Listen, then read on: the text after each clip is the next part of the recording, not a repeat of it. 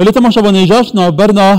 انکوش نابینا یونان و ترکیه پیتری پرسه که پیتری پرزگیری که پرزگیری که نوان که بنشوپیه که پیتری 5 سالانه به همو گورا خبر دام دکل سر کمک دورگهانه هر دو کفسین هفدونه دکل سر بحراس بی مجارا قبرز جید نابروان ده های لوی داویه گلک پیوندی نوان آلوز بون لی قدر هو صابو عرتجن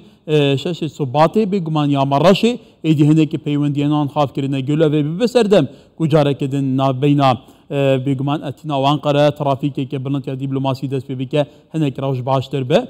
پروفیسور دکتر حسن اکتای او پسپوره پیوندیان نفدولتی جا انقره گلمه برنس پروفیسور دماتا باش به گلو تدبینی که ارتش شش صبات هاتنا وزیرین برگریه و درویین یونانستان بو ترکیه و افداخوانیان هات کدان و هنه که روشابان هر دو ولاتان باشتر بکه پیوندیان آن باشتر بکه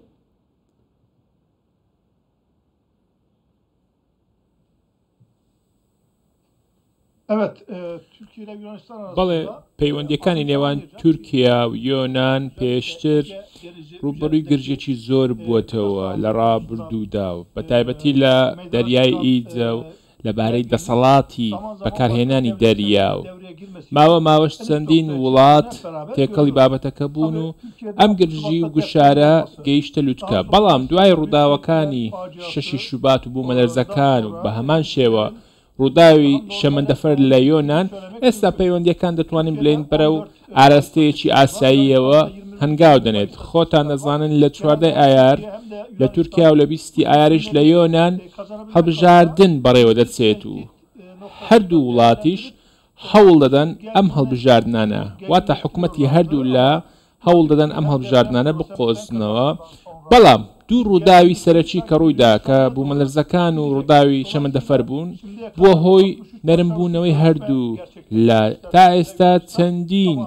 زیاتر لە 60 دیداریان ئەنجامداوە و سەرجەمیشیان بێ ئەنجام بوون لە نێوان هەردوو وڵات بەڵام لە 64مین کۆبوونەوەدا هیوایان خواستووە لایەنی یۆنانی و بەتایبەتی وەزیری دەرەوە هیوای خواستووەکەوە ببێتە هۆی دەرفەتێکی نوێ بۆیە ئێستا تابلۆیەکی نەرم هەیە وا دیارە گرچیەکانی نێوان تورکیا و یۆنان لە ڕۆژانی داهاتوودا نابێتە هۆی زیاتر بوونی فشارەکان بەڵکو دەبێتە هۆی هەماهەنگی چونکە ساڵی 1999 کاتێک بۆ مەلەرزەکان لە تورکیا ڕوویدا بوو گوشارەکان نزمکرانەوە و هاریکاریەکان بەردەوام بوون بۆیە یۆنان هاوکاری تورکیای کرد بە هەمان شێوە لە شوبات و بوومەلەرزەکان شوبات و ڕووداوی شەمەندەفەرەکەش هەمان شێوە بوون هەردوو لایەنیش ڕژدن لەسەر ئەوەی پەیوەندیەکان ئاسایی بکەنەوە ولی تو زاندی ترکیه نه هاول داده پیوندین خود دیگر ولاتین در دور ولاتین دن کو پیوندین باش نبود باش بکه دیگر مصر به دیگر ولاتین کنداوی به او دیگر سوریه به یونان و کتاگوتی پتر پرزگیری که جدی هست دیگر بگمان ترکیه مجارا آوی هست سنورین آوی هست مجارا قبرس هست کمی که بابتین دن هست گلو بووی کشی پیکانه کدی چارچوبه وان پیوندیان دا ترکیه بجدی به پیوندین خود دیگر یونانستان باش بکه ای بو یونانستان بیجه ام چاوری هر بجارتن آینه با faktörete tepkarina jariye Yunanistan'ı ve.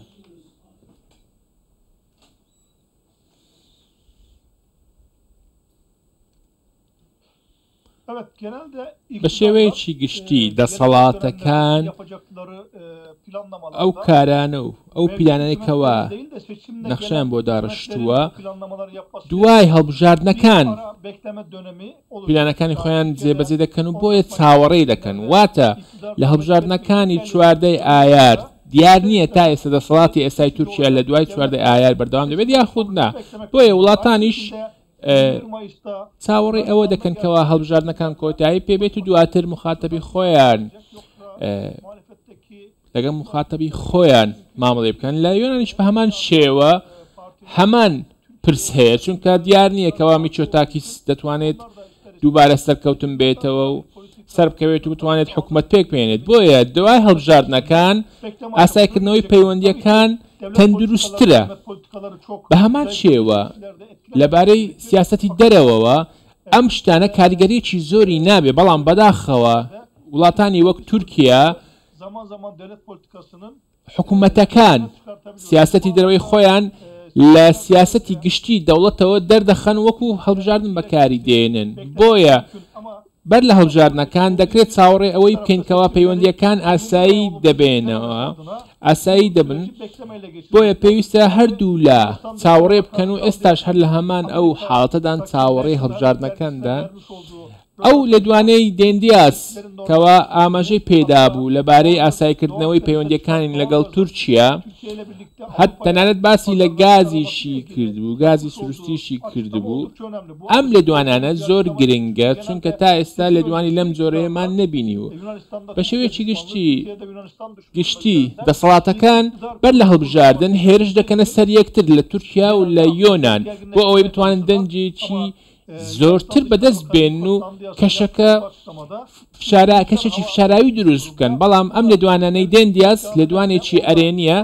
ئەگەر بێت و حکوومەتەکان بەردەوام بن و لە هەڵبژاردنەکان دەربچن پەیوەندەکان ئاساییتر دەکرێتەوە. لە حاڵەتێکی دیکە ئەگەر ئۆپۆزیسیۆن لە تورکیا و لە یۆنان توانیان دەسەڵات بەدەست بێنن ئەو کات شتێکە